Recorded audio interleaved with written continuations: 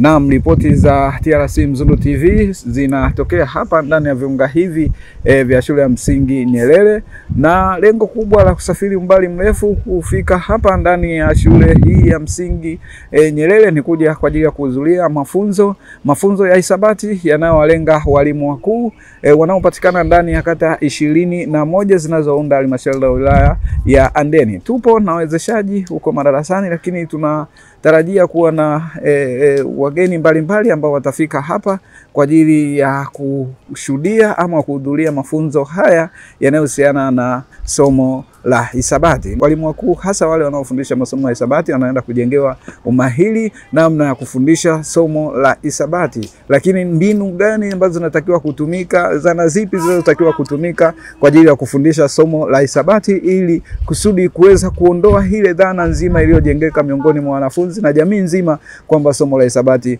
ni gumu. Ambatana nami sambamba twende tukajionee kupitia wawezeshaji ambao wanakwenda kutuwezesha kuhusiana na somo hilo. Karibuni sana. Tunaendelea vizuri na mafunzo yetu, tunaanza asubuhi na hawa tunaendelea kwa sasa tunafika mwisho, lakini tunaendelea vizuri. Lakini pia tunaendelea na mafunzo, tunapokea wageni. Tunapokea wageni kutoka mradi wa shule bora, lakini pia mgeni kutoka ofisi ya RASI, ofisi ya raia.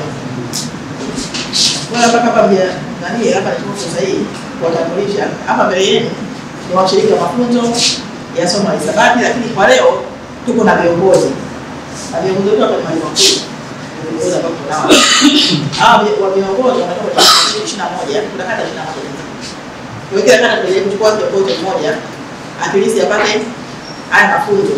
Kwa hiyo anaongezwa yeye kesho. Wala ambao wataendesha kesho na mwanadao tume kata yake ili waweze kuendesha ndani ya kata yao. Kwa hiyo akilisi kutoka kiongozi kila kata. Kwa hiyo walioko hapa ni walimu kutoka kata hizo 21, yaani walimu wakuu kutoka kata hizo 21. Baada ya hapo mimi ninafahamu tunaje kitambulisho kwetu. Tunaje kitambulisho kwetu tunafahamu. Lakini baada ya hapo ndio sahihi ya ukaribishe kitambulisho, lakini pia mwele kuongea na washiriki tunaeleza kidogo wasikie sauti zenu na mwele kuongea nao kwa hasa kuhusiana na mafunzo. Karibu sana. Kwa shikamoni. Habari za mchana. Kwa jina naitwa Sima Kasiwaki, ni afisa utawala shule bora kwa mkoa wa Tanga. Nafurahi kwa pamoja nanyi, lakini naamini mwenzangu ataongea mengi zaidi.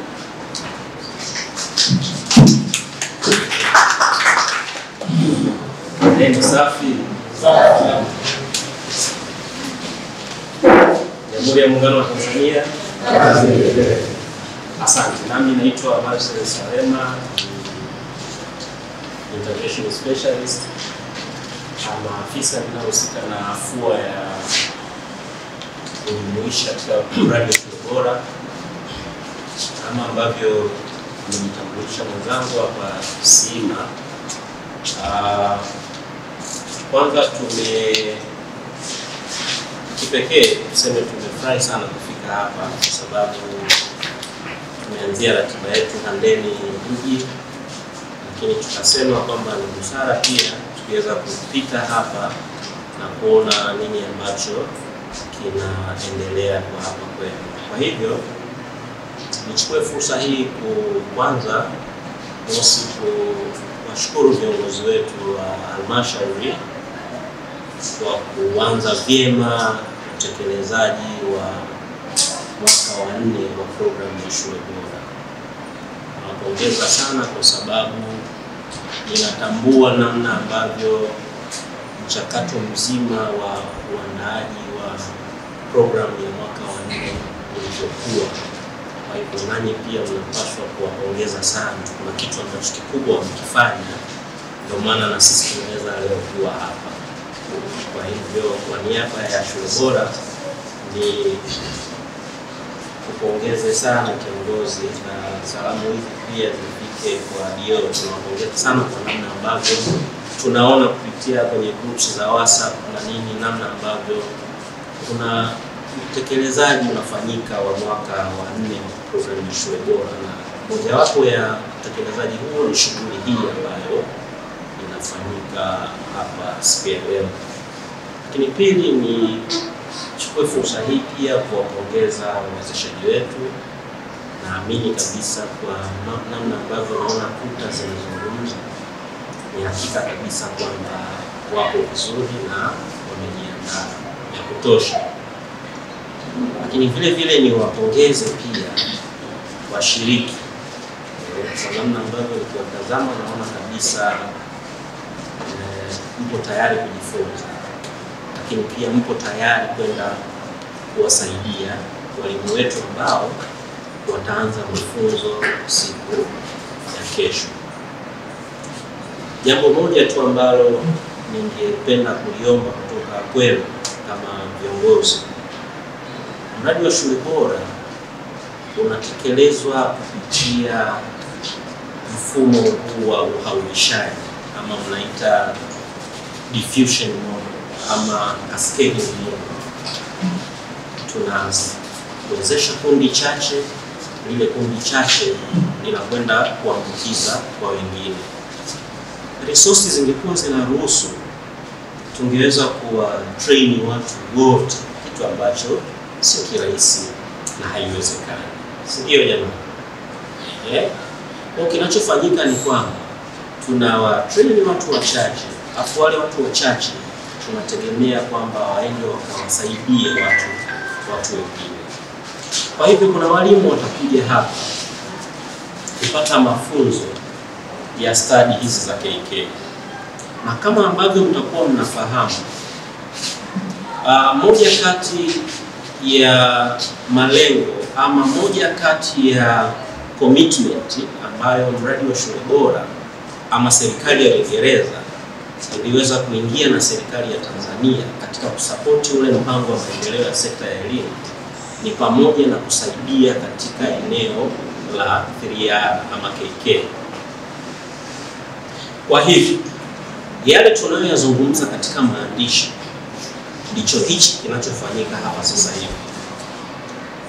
Mradi wa shule bora unaposema kwamba utashirikiana na serikali kuhakikisha kwamba unakwenda kuimarisha nguvu kazi ya ufundishaji na kuhakikisha kwamba tunakuwa na viongozi wa elimu na walimu wenye umahiri wa kuweza kuwasaidia watoto wawe na umahiri utakaowawezesha sio tu kumaliza darasa la 7 lakini kuendelea na elimu ya sekondari. Yale yanayozungumzwa kwenye haya maandishi ndio sisi sasa tunafanya utekelezaji hapa. Tuko pamoja jamani? Kwa hiyo nafasi yetu sisi ni kubwa sana kuhakikisha kwamba hilo lengo linaenda kufanikiwa. Na kama mnavyojua, moja kati ya mambo ambayo yalisababisha mkoa wetu wa Tanga ukaweza kuchaguliwa na kuingia katika mikoa 9 inayotekeleza mradi wa shule bora ni pamoja na changamoto ya ufaulu. Lakini wako walimu wengi sana wana uwezo. Na wakati mwingine tafiti zinaonyesha kwamba baadhi ya walimu wanachukia kufundisha sio kwa sababu ya maslahi, kwa sababu ya leadership, kwa sababu ya uongozi. Tutumie leadership tukawasaidie walimu waweze kutekeleza majukumu yao vizuri, na mwisho wa siku tuweze kuyaona matokeo kwa watoto, ili mafunzo haya yanayotolewa yaweze kureflect matokeo ya watoto tunaowafundisha. Viongozi mimi naomba nijitambulishe, naitwa Joseph Shayo. Nafasi yangu ni afisa elimu watu wazima wa mkoa, lakini pia ni mratibu wa mradi wa shule bora ngazi ya mkoa. Manake shule bora tunafanya kazi pamoja na mratibu kiongozi wa mradi wa shule bora ambapo Marcel na mwenzake wametoka. Lakini mimi niko ofisi ya afisa elimu wa mkoa na ratibu huu mradi wa shule bora. Mzungumzaji aliyetangulia anaongea mengi, labda niseme tu machache. Kwanza ni wapongeze mratibu wa shule bora ngazi ya halmashauri kwa kuweza kufanikisha haya mafunzo. Manake ratiba yetu, ratiba ya mkoa, kuna kazi nyingi zinaendelea za mtihani, lakini pamoja na hilo lazima tufanikishe pia ratiba ya mafunzo ya shule bora. Naomba tumpongeze mratibu wetu. kubwa alizofanya kupatikana kwa muda, hatimaye kufanikisha huo mpango kazi wa shule bora.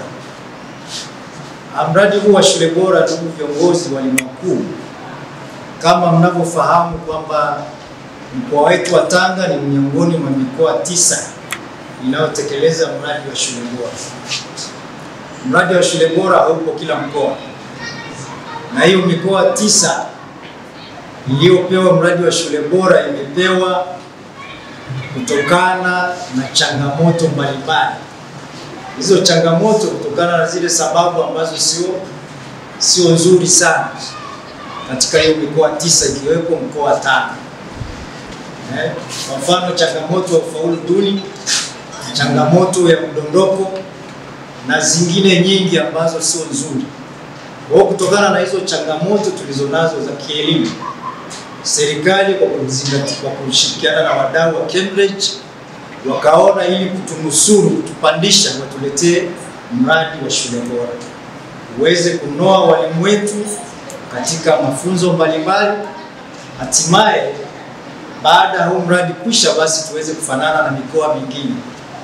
Mradi wa shule bora hauko Arusha, hauko mkoa wa Dar es Salaam, hauko mkoa wa Kilimanjaro, sababu wenzetu hata katika ufaulu wa darasa la 7 mnaona kwamba asilimia wanazopata. Asilimia mkoa wetu wa Tanga ya ufaulu wa darasa la 7, wala usihangaike kuangalia kule juu, anzia huko chini upandishe utaikuta 5. Sawa jamani? Kwa sisi kama walimu wakuu tunayo hiyo changamoto, tunaomba tuipokee, tuweze kupokea haya mafunzo, tukasimamie haya mafunzo wa somo la hisabati. Somo la hisabati ni miongoni mwa masomo ambayo hatufanyi vizuri katika mitihani ya darasa la 7. Kiangalia asilimia ufaulu kimasomo, moja ya masomo ambayo yanatuangusha ni somo la hisabati. Kwa sisi walimu wakuu kupitia haya mafunzo tunapewa tupate ABC, nini cha kwenda kusimamia kwa walimu wetu wa masomo ya somo la hisabati, tuweze kuwasimamia vizuri, hatimaye somo hili la hisabati liweze kupanda, ufaulu wa somo la hisabati uweze kupanda. Katika somo la hisabati kuanzia kesho, nadhani walimu wa masomo somo hilo watapitishwa katika mada mbalimbali kwa siku 4. Mojawapo ikiwa mbinu za ufundishaji, matumizi ya teknolojia. Manake sasa hivi kuna teknolojia inayorahisisha ufundishaji wa masomo. Kwa tunaomba kama walimu wakuu basi tuyapokea haya mafunzo ya somo la hisabati, hatimaye tunaporudi katika zile JZK zetu, manake nimeambiwa mmetoka mwakilishi mmoja kutoka kila kata, zile kata 21. Kwa hiyo tunaamini mtatoa mrejesho chanya katika JZK zetu ili tuweze kuimarisha ufundishaji wa somo la hisabati. Mwaka huu kwa mkoa wetu wa Tanga, ilinganisha na ufaulu wa mwaka jana darasa la 7, kimkoa tumeshuka, si ndio jamani? Mwaka jana tulikuwa na ufaulu wa asilimia 77 kwa mtihani wa PSLE. Mwaka huu tuna asilimia ngapi kimkoa? Manake tumeshuka. Manake mkoa unaposhuka, waliosababisha mkoa kushuka ni halmashauri, ni shule. Manake shule inapofelisha, halmashauri inaposhuka, pia mkoa unafanya nini? Unashuka. Tunaomba basi kama viongozi tuichukue kama changamoto kwamba tuna kazi kubwa ya kwenda kusimamia, tukawasimamie walimu wetu wa masomo. Haya mafunzo yanayotolewa kupitia mradi wa shule bora, twende tukayatendee haki, hatimaye yaweze kuleta mabadiliko chanya kwa wanafunzi wetu. Jamani, inawezekana au haiwezekani? Maki zamani semina kama hizi, kabla ya mradi wa shule bora, tulikuwa tunaitwa semina kwenye semina za mitihani. Mara moja kutanisha walimu wa masomo ilikuwa mara nadra sana, lakini sasa hivi walimu wetu karibia nusu ya walimu nadhani katika kila shule wameweza kupata mafunzo aidha ya somo mojawapo kupitia mradi wa shule bora. Kwa sasa kupitia haya mafunzo, manake mtu yoyote anapowekeza fedha Ni sawa na wewe mjasiriamali au mfanyabiashara. Unapowekeza mtaji wako sehemu, unatarajia nini? Upate faida. Unapowekeza mtaji kwenye biashara alafu unapata hasara, utaona hiyo biashara ifanye nini?